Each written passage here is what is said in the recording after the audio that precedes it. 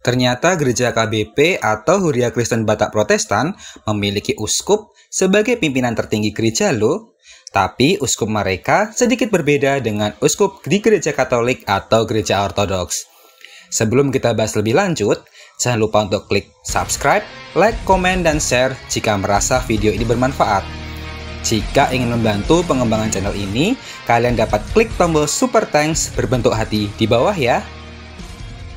Siapa itu uskup? Uskup berasal dari bahasa Arab yaitu uskuf, yang diserap dari bahasa Yunani episkopos. Episkopos berarti penilik jemaat. Seringkali jabatan penilik jemaat ini berkaitan dengan jabatan penatua jemaat. Jabatan episkopos sudah disebutkan di surat Paulus yang pertama kepada Timotius bab ketiga. Dalam surat tersebut disebutkan syarat-syarat menjadi episkopos atau penilik jemaat, antara lain suami dari satu istri dan dihormati oleh anak-anaknya. Jadi pada awalnya episkopos adalah pria berkeluarga. Kemudian dalam perkembangannya jabatan uskup ini menjadi sangat penting. Mereka membawahi sebuah wilayah gerejawi. Para uskup ini di abad-abad pertama dipilih langsung oleh para jemaat. Mulai abad keempat, pemilihan uskup mulai berubah. Peran jemaat dikurangi dan peran penguasa sipil seperti gubernur atau raja, serta uskup-uskup wilayah tetangga meningkat. Dan pada akhirnya, di abad yang ke-11, peran dari penguasa sipil mulai dibatasi dalam proses pemilihan uskup. Meskipun demikian, kenyataannya para raja Katolik seperti Raja Prancis dan Spanyol tetap mengangkat uskup di wilayah mereka, walaupun hak untuk mentahbiskan uskup pilihan raja ini tetap berada di tangan paus. Secara umum, tugas para uskup adalah memimpin suatu wilayah gerejawi dan mentahbiskan para imam. Meskipun demikian, dalam beberapa aliran kekristenan atau aliran gereja, uskup memiliki tugas yang berbeda-beda. Keberadaan uskup pasca reformasi gereja. Setelah reformasi gereja atau reformasi Protestan, keberadaan uskup ini mulai dihapuskan di beberapa aliran gereja, terutama yang mendapatkan pengaruh dari Yohanes Calvin. Sehingga setelah reformasi Protestan, berdasarkan struktur hierarki gereja, terdapat 3 tipe gereja, yaitu episkopal, presbiterian, dan kongregasional. Gereja episkopal merupakan gereja yang masih mempertahankan keberadaan uskup dan struktur hierarki gereja seperti imam dan diakon. Dan mereka membagi wilayah keuskupan berdasarkan letak geografis. Sentralisasi kebijakan masih kuat, salah satunya dalam proses penempatan tugas seorang pastor. Pada umumnya, pemilihan uskup dilakukan oleh sinode para uskup. Meskipun di beberapa gereja, hak pemilihan uskup berada di tangan pemimpin tertinggi. Contoh gereja episkopal adalah gereja Katolik, gereja Ortodoks, gereja Anglikan, gereja Lutheran, dan gereja Metodis.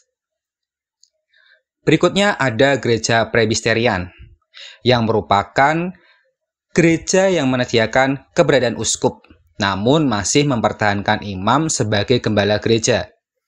Gereja-gereja ini mengikuti ajaran dari Yohanes Calvin. Perbedaan dengan gereja episkopal antara lain, seluruh umat akan memilih penatua atau anggota majelis gereja. Sedangkan pendeta atau gembala merupakan anggota dari majelis ini. Jadi, pendeta dipilih oleh para jemaat. Majelis gereja akan menjalankan seluruh kegiatan gereja lokal. Hubungan antara gereja yang satu dengan yang lain merupakan kerjasama dalam satu ikatan dengan ketentuan normatif dan pengakuan iman yang sama. Contoh gereja presbiterian adalah gereja-gereja Calvinis atau Reformed, seperti Gereja Kristen Indonesia (GKI), Gereja Kristen Jawa atau GKJ, dan GPIB atau Gereja Protestan di Indonesia bagian Barat. Dan yang terakhir merupakan gereja kongregasional.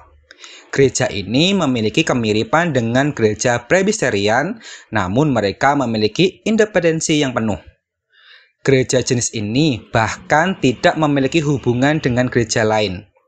Jika mereka akan berkomunikasi dengan gereja sejenis, gereja-gereja ini akan menyelenggarakan semacam konsili atau sinode, dan keputusan yang diambil pun tidak mengikat antar gereja. Contoh dari gereja kongregasional adalah gereja-gereja karismatik dan pentakostal, seperti Gereja Bethel Indonesia atau GBI, atau GPDI, Gereja Pentakostal di Indonesia, dan Gereja Baptis. Uskup-uskup gereja di Indonesia.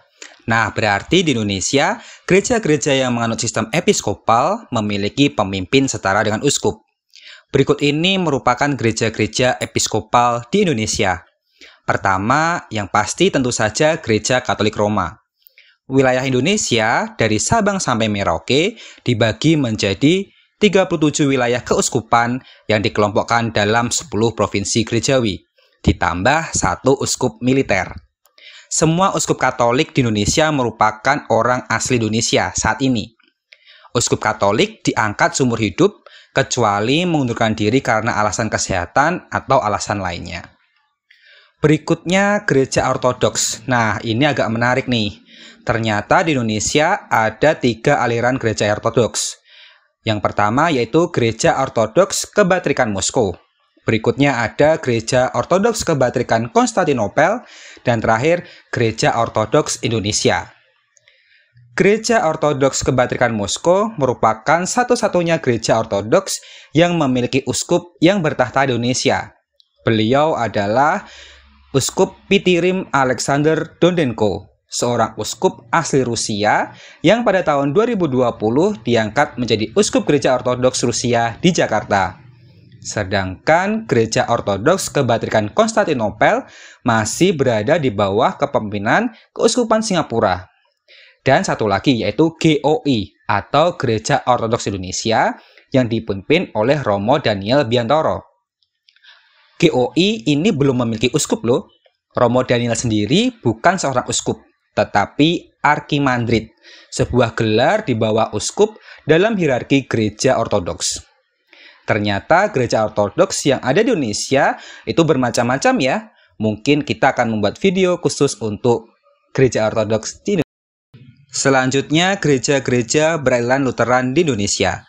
Contoh terkenal adalah Gereja HKBP atau Huria Kristen Batak Protestan yang tadi saya sebutkan di awal. Gereja ini dipimpin oleh seorang uskup yang diberi gelar Ephorus. Berbeda dengan uskup Katolik yang diangkat seumur hidup, Ephorus HKBP hanya menjabat selama 4 tahun. Mereka dipilih dalam sebuah sinode yang disebut Sinode Gondang, yang selama bertahun-tahun terkenal akan keseruannya. Ephorus HKBP yang sekarang adalah Pendeta Robinson Butar-Butar yang menjabat periode 2020 sampai 2024. Kemudian gereja-gereja pecahan HKBP seperti Huria Kristen Indonesia, Gereja Kristen Luther Indonesia, dan Gereja Kristen Protestan Indonesia juga memiliki uskup. Ada yang tetap disebut Ephorus, ada juga yang disebutnya Bishop. Selain HKBP dan cabang-cabangnya, ada pula gereja Protestan di Bali, yang sekarang dipimpin oleh Bishop I. Nyoman Agustinus. Yang keempat, Gereja Metodis Indonesia. Gereja Metodis Indonesia memiliki 3 orang uskup, yang mereka disebut Bishop.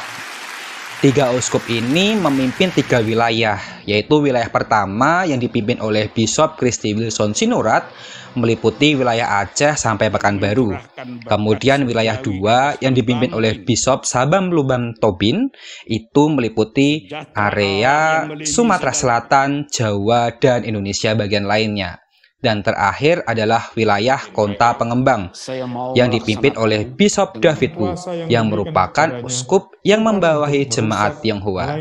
Kelima, Gereja Tuhan di Indonesia. Gereja ini agak unik karena Gereja Tuhan di Indonesia ini sebenarnya beraliran Pentakostal, yang pada umumnya gereja Pentakostal itu memiliki struktur kongregasional. Namun, gereja ini malah memiliki struktur episkopal, yaitu memiliki uskup. Dan sekarang uskup mereka adalah Bishop Peringatan Sebuah. Dan terakhir, ada Gereja Nasrani Indonesia. Gereja ini merupakan gereja ortodok independen, artinya tidak terkait dengan gereja ortodok lainnya. dan cenderung memiliki ajaran yang sedikit berbeda dengan kekristenan pada umumnya. Salah satunya adalah percaya terhadap reinkarnasi setelah kematian. Sayangnya, informasi tentang gereja yang berpusat di Cibubur ini sangat sedikit. Bahkan saya tidak yakin apakah gereja ini masih eksis. Menurut berita terakhir, gereja ini dipimpin oleh seorang uskup bernama Mar Christian Etes Borel yang diangkat tahun 2016 menggantikan Mar Nicholas Hotman Lumbantoruan yang meninggal tahun 2015. Pentingkah keberadaan uskup?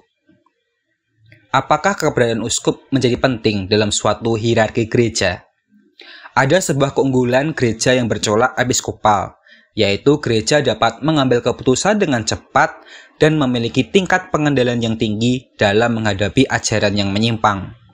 Kewibawaan seorang pemimpin mampu membawa gereja menghadapi segala rintangan dan masalah. Sedangkan kelemahannya adalah kualitas kepemimpinan akan mempengaruhi kualitas jemaat yang dipimpin. Dan terkadang ada jarak antara pemimpin dan umat. Bagi saya pribadi, keberadaan uskup sangat penting untuk menjaga kesatuan jemaat. Namun perlu diperhatikan kualitas orang yang dipilih.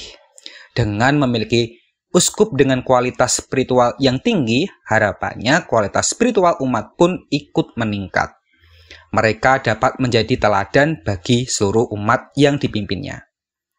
Selanjutnya, yang menjadi pertanyaan adalah, bagaimana kinerja uskup dapat diawasi? Seperti kita ketahui, ada beberapa uskup baik di gereja Katolik, Anglikan, atau gereja lainnya ternyata menimbulkan skandal yang mencoreng gereja. Beberapa gereja memiliki badan kolegial para uskup yang dapat mengawasi kinerja uskup. Atau bahkan di beberapa gereja, umat memiliki peran yang besar dalam mengawasi kinerja uskup.